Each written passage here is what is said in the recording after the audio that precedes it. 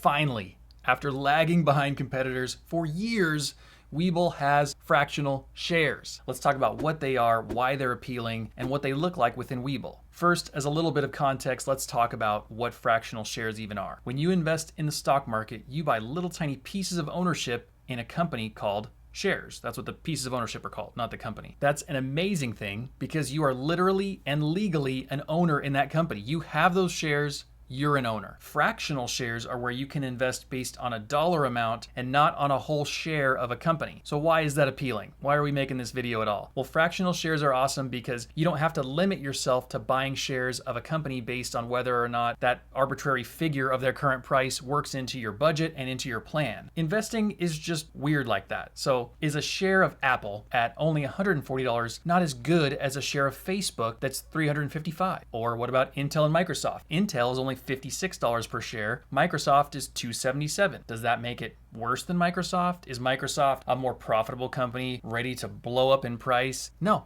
It has nothing to do with how good of an investment it is or what you should expect. It's just an arbitrary price tag on that share of the company. The fact that some investing companies, like Webull until very recently, forced you to buy shares in whole amounts based on the price of the share is just incredibly annoying. It's so silly.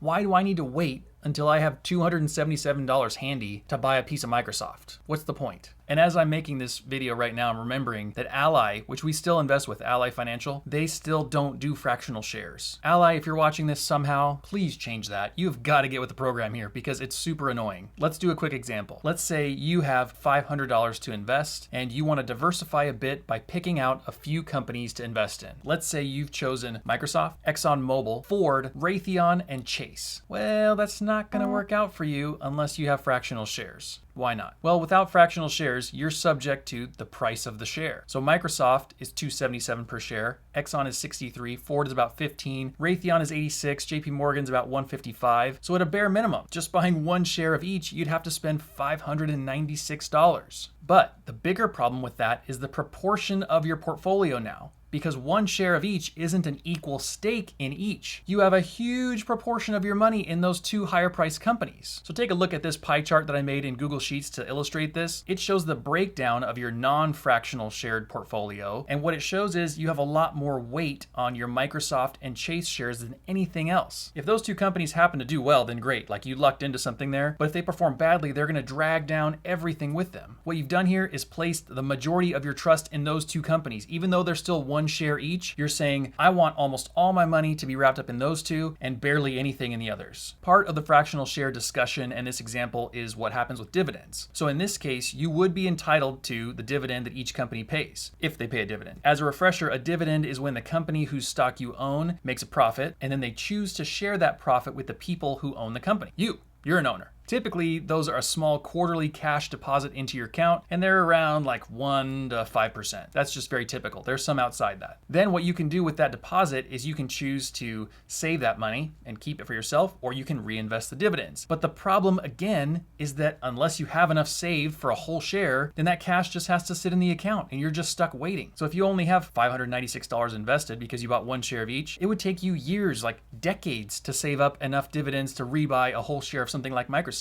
It's pretty much not going to happen. In contrast to that, let's talk about what happens with fractional shares. Now the prices of the shares themselves kind of don't matter to you because you can buy an evenly sized slice of each company. 5 companies, $500, $100 per company. Easy peasy, perfectly symmetrical.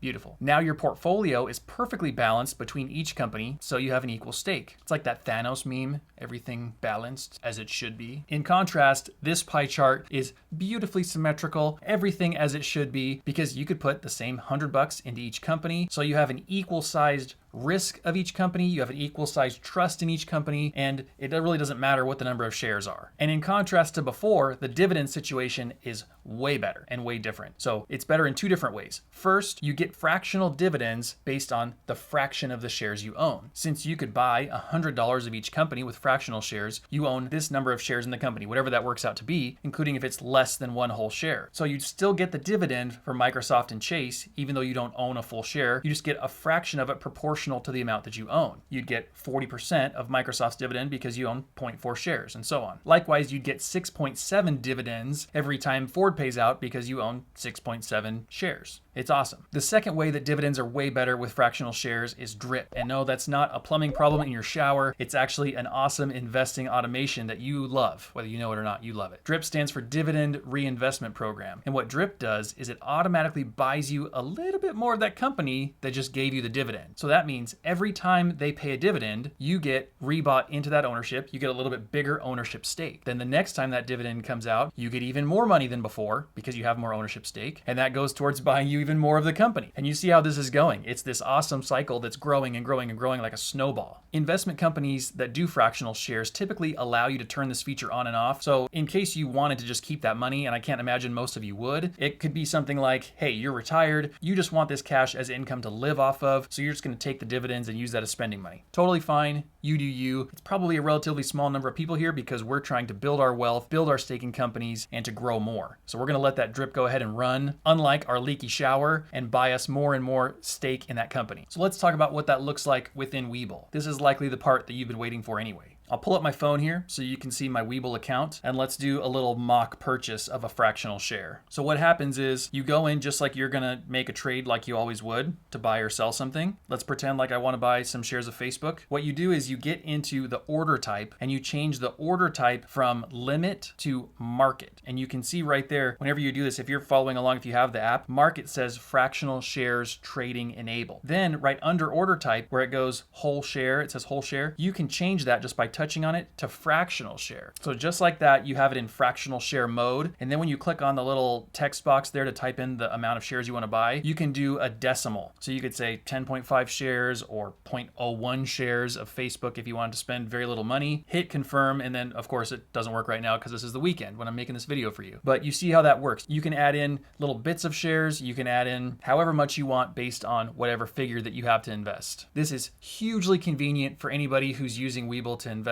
because we're not limited by that share price anymore. And I love it. I didn't realize how much I love this until I kind of tried to do some trading within Webull and within Ally Bank.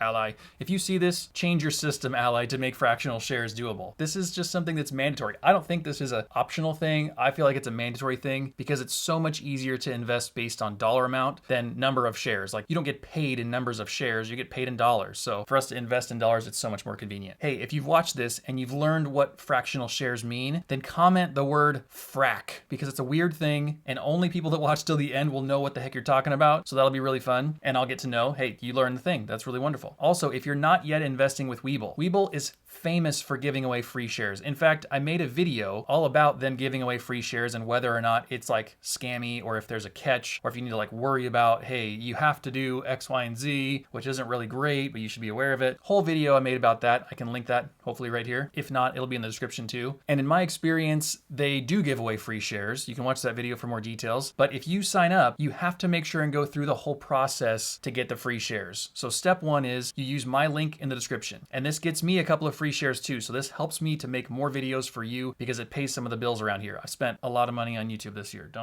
Let's not talk about that. It's close to $10,000 in camera gear, in services, and a lot of stuff. So I could use the support. If you've made it this far, I appreciate it. You probably didn't hate this video, but what you have to do to get the free shares in Webull is go through the whole process. You have to start an account with Webull and don't stop there. I can show you right here on this screenshot that a lot of people start an account and they don't finish the process, so you don't get free shares. You guys have to get these free shares. It's free money. It's literally free money. Plus, on my Webull free shares, I track what the price is when I get the share versus what it is now. And overall, the ones I've been getting have gone up in value. And I've profited an extra like $250 by holding the shares and not by selling them right away. So it's better than even getting free money because your money is growing because it's a share. So you have to start an account with Webull. Sorry for the tangent. Start an account, link your bank, and then go ahead and make a first deposit. That's the way that you get all the free shares. Typically, Webull's offer for new signups is 2 free shares. Sometimes it's down to 1, sometimes it goes up to 3. So depending on when you're watching this, it could be a different offer. Typically, it's right there at 2. That's like the standard one. You won't get them unless you follow all 3 steps.